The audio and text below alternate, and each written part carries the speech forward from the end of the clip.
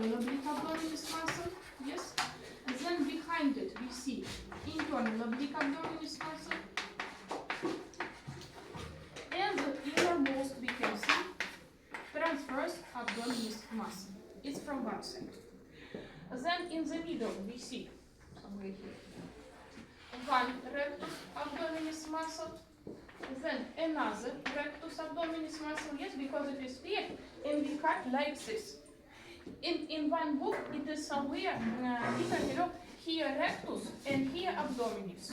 And previous students were trying to tell me that there are two different structures. This one is rectus, this is abdominis. No, but this is the same, right and left. And from the other side we can see the same muscular bundles, yes? First, external oblique abdominis muscle, and then internal oblique,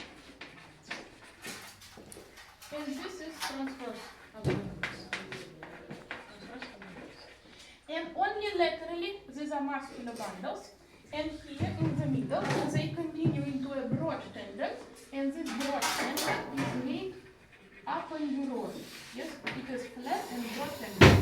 This I also told you yesterday. And so what is happening? If we are looking above the umbilicus, then aponeurosis of external oblique abdominis muscle goes in front of rectus abdominis muscle. He in the middle joins with all the rest aponeurosis, forms the linea alba, yes, and goes to the other side like this.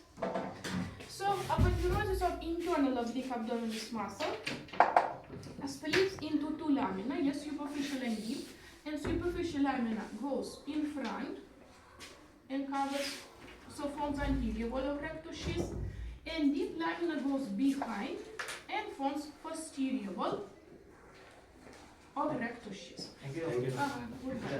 And aponeurosis of transverse abdominis muscle goes from behind and also helps in formation of posterior wall of rectus sheath. And in front of external oblique abdominis muscle, we said we have this subcutaneous fatty tissue. Again, somebody ate my chalk completely.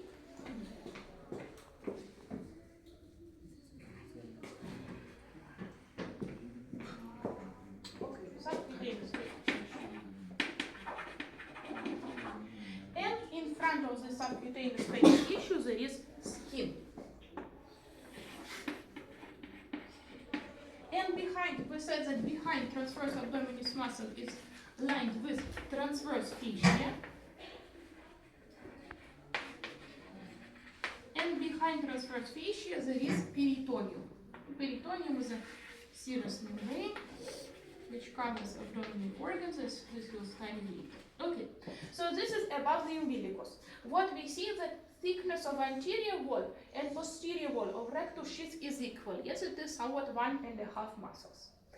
And now structure changes when we are going below the umbilicus. Yes, if we are drawing now a rectus sheath below the umbilicus, then what do we see? So external oblique abdomen, this is linea alba.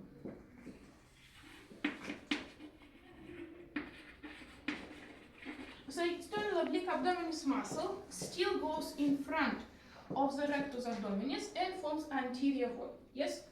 Internal oblique abdominis muscle does not split into two lamina. Yes? And complete aponeurosis goes and contributes, helps, yes, in the formation of anterior wall of rectus sheath. And even aponeurosis of the transverse abdominis muscle, it also goes in front and forms again anterior wall of rectus sheath. And behind what is left, it is only transverse fascia and peritoneum, and they both are very thin. So that's why we were saying yesterday that posterior wall of rectus sheath below the umbilicus, it is also one more weak place of the abdomen. So like this is below the umbilicus. So at the next lesson, each of you will have to draw structure of rectus sheath, maybe above the umbilicus and maybe below the